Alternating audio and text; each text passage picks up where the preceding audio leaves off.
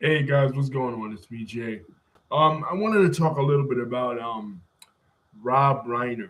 This is a very one that I've been hesitating to put out because it was so tragic and sad what happened to him. Um, he was an amazing filmmaker. I loved many of his films: Spinal Tap, When Harry Met Sally, Stand by Me, The Princess Bride, which relates to us as a wrestling channel because it co-stars Andre the Giant, and of course, All in the Family. Um, were works that I love from him. Let's talk a little bit about him and about his life. Um, Rob Reiner was a second generation comedian. He was the son of Carl Reiner. For many people that don't know, Carl Reiner is one of the originators of comedy and television. Carl Reiner was responsible for the discovery of Mel Brooks, along with Sid Caesar. Both these men broke into the comedy business in 1960 as um, they co-wrote the 2,000-Year-Old Man comedy sketch.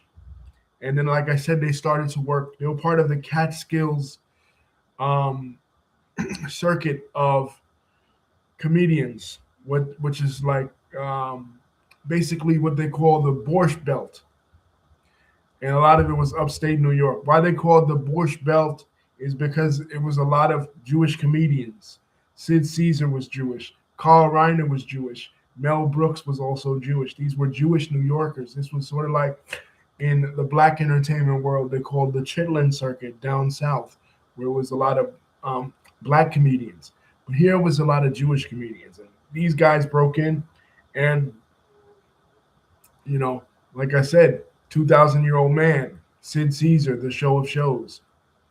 Then Carl moves on to work with Dick Van Dyke and the Dick Van Dyke Show in the 1960s as a head writer there.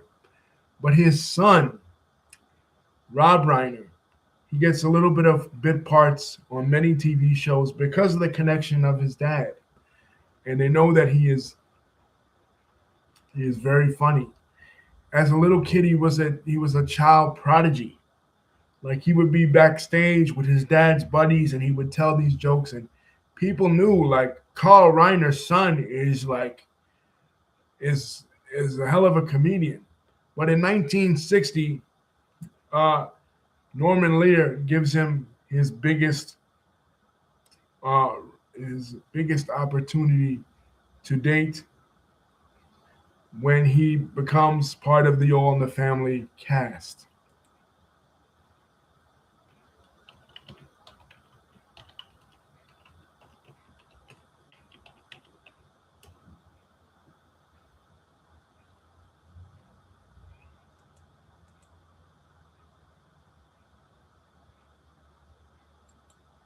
I mean, excuse me, 19, not 60, 1970.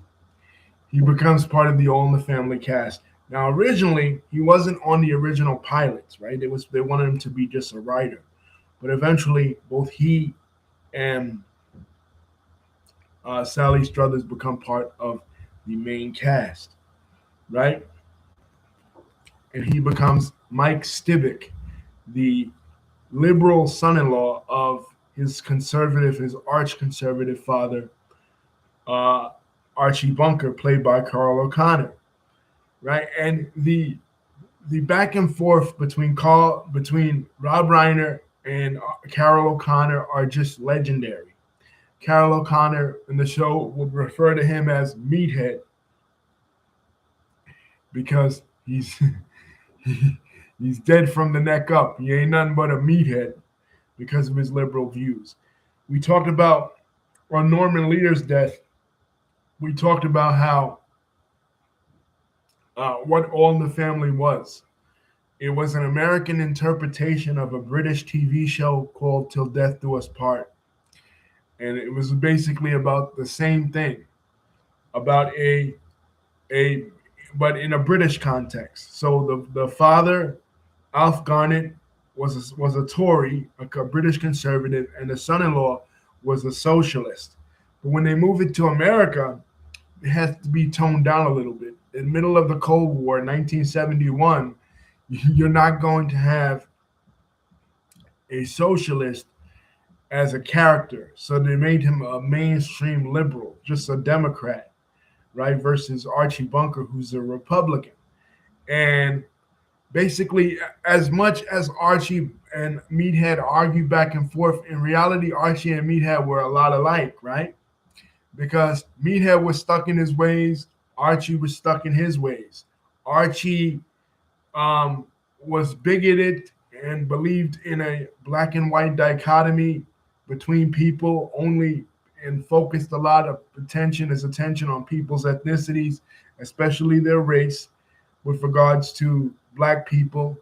And but Mike did too. There's one episode where they're in a restaurant and Mike is arguing in favor of these black guys who came to do repairs in Archie's house, and something was stolen.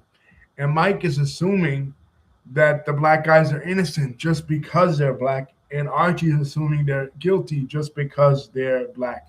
You know what I mean? So both of them never saw any nuance. They both were hyper focused on race, were being Mike being for the positive and Archie being for the negative. But it doesn't matter if you only see race, whether you're for that particular race or you're against it, it's still racism, right? It's still wrong because you're not seeing that person for their humanity. You're just simply seeing them for their race. And Mike thought, his views were in the right place, and so did Archie. Now there are episodes of All in the Family in which Archie and Mike. There's one episode where they get trapped in a basement together. And it is in this episode where Mike begins to realize, why Archie thinks the way that he thinks. And that Archie himself was a victim of bullying by the hands of his father. In fact, the term meathead was the nickname meathead was what Archie originally was called by his dad. You know what I'm saying? And Archie, he tried everything to live up to his dad's expectations. And Mike says, I'll never forget the line that Mike says. He says, "No, Arch, my old man thought a lot of the same things your old man thought, but my old man was wrong." And Archie goes, "You saying that your old man was wrong? The one who busted his butt to put food on the table? How can your old man ever be wrong? How can anything he ever tells you ever be wrong?" And you begin to see that Archie is actually a victim of his own upbringing. You know what I mean? And it's not really Archie speaking. And there are times when he struggles with overcoming his bigotry.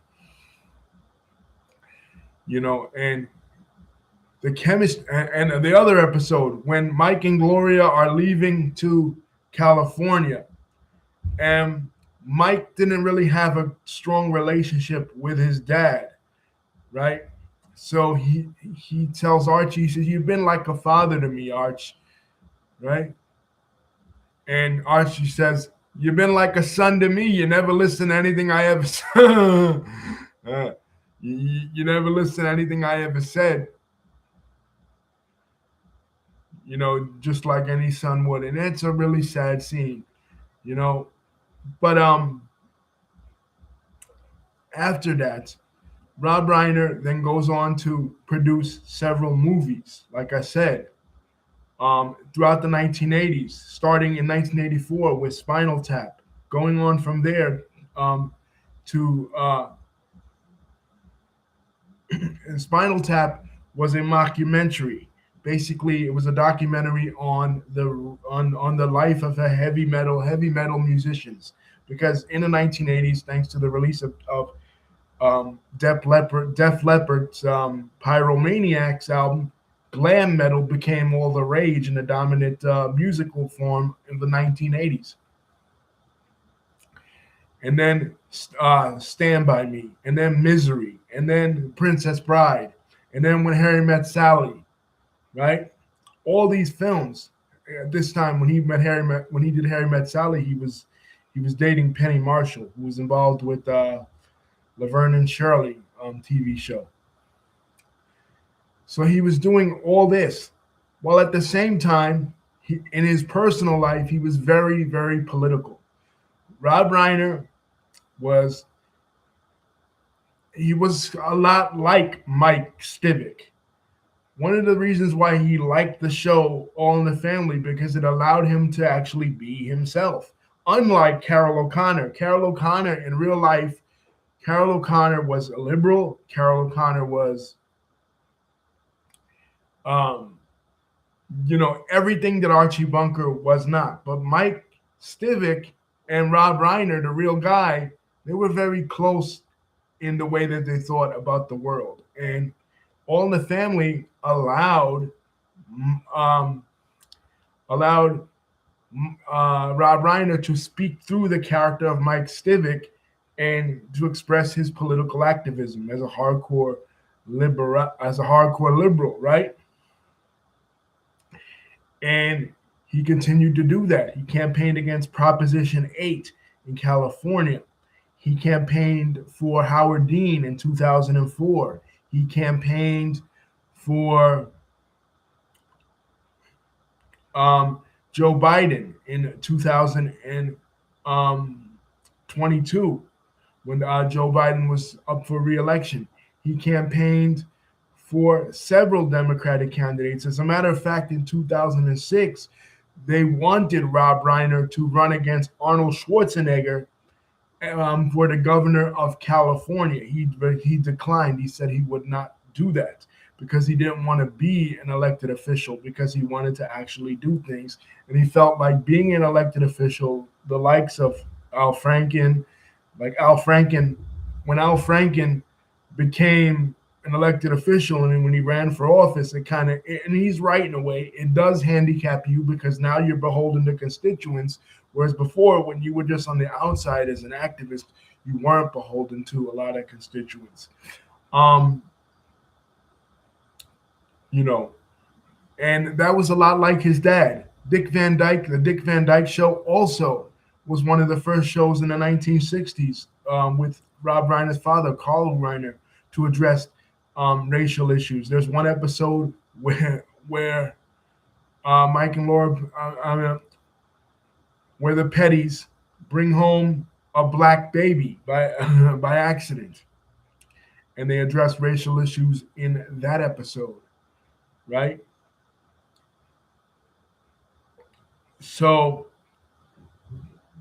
he was he was in the midst of producing a documentary about Donald Trump and his relationship with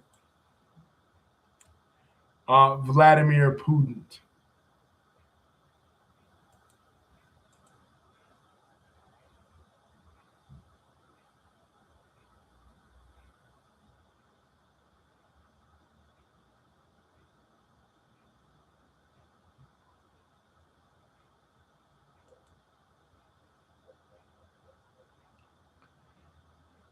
That I hope sees the light of day. I really do.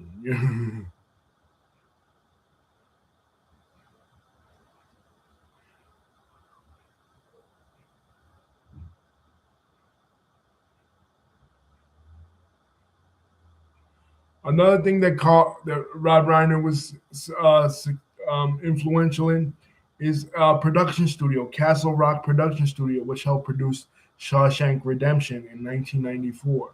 Obviously, one of the greatest movies ever made. So here's a list of his movies: Spinal Tap, The Short Thing, Stand By Me, When Harry Met Sally, A Few Good Men, North, The American Presidents, Ghost of Mississippi, The Story of Us, Alex and Emma, Rumor Has It, The Bucket List, Flipped, The Magic of Bella Isles, So It Goes It, Being Charlie, LBJ, which is a great movie on the life of Lyndon Baines Johnson, um, America's 36th president. Albert Brooks, Defending My Life, God and Country, and Spinal Tap, The Legacy Continues. Here's movies that he worked on as an actor.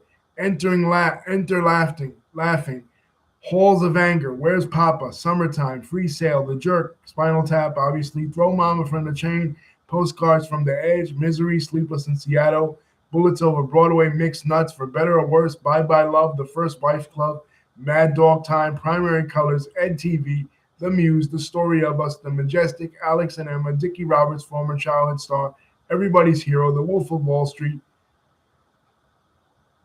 So Goes It, Shock and Awe, and Family Squares.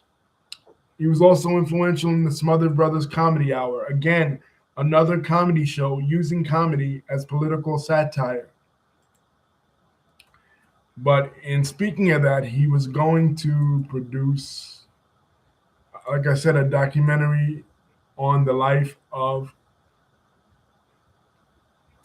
on the relationship between Donald Trump and Russian President Vladimir Putin. And Donald Trump basically insulted Rob Reiner. Rob Reiner would pass away from stabbing deaths, both he and his wife, at the hands of their own son. The son had been in and out of rehab several times and had mental and psychological issues. Following a Christmas party at Conan O'Brien's house, there was an altercation, and then police were called, and both Rob and his wife were unfortunately stabbed to death. But after this, Donald Trump says,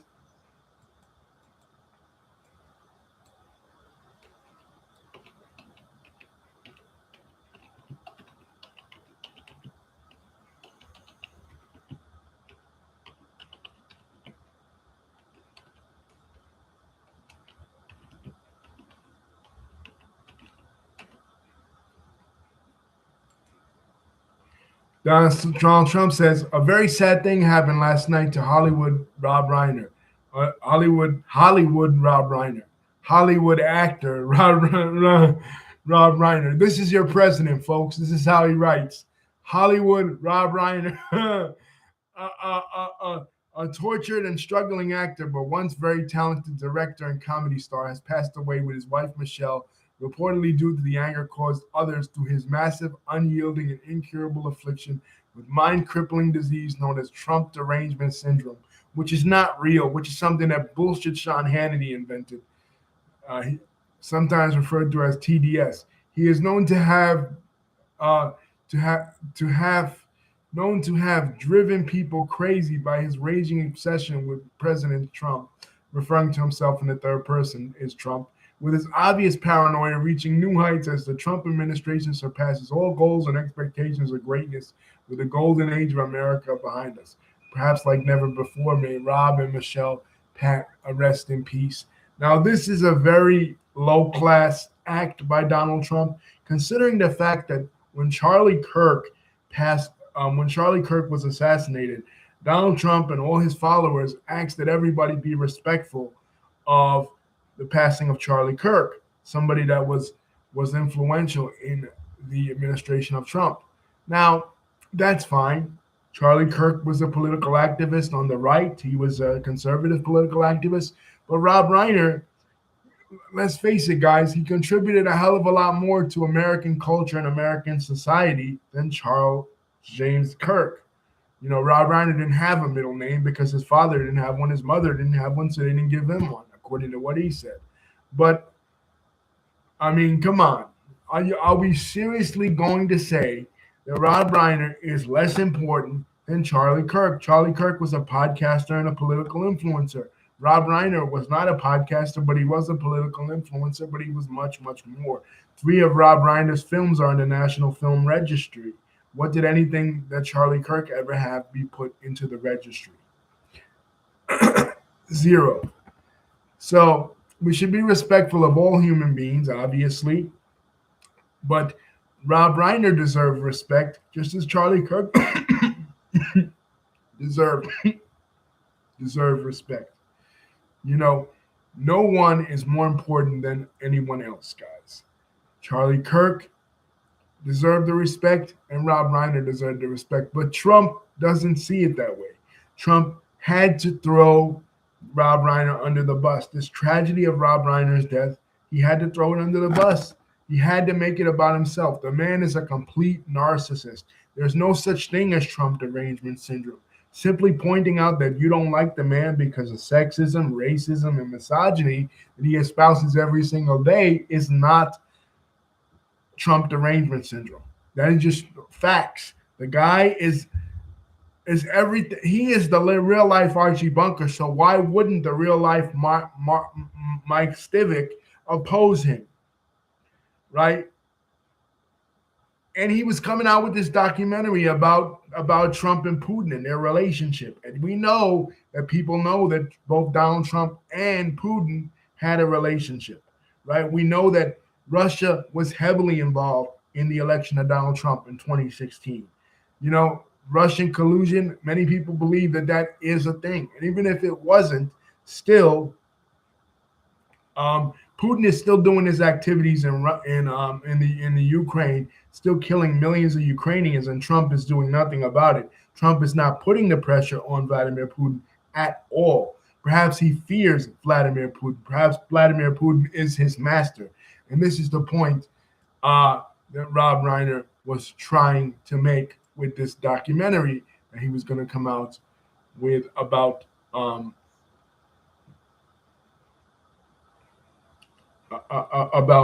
Donald Trump, called The Spy and the Asset. Because, listen,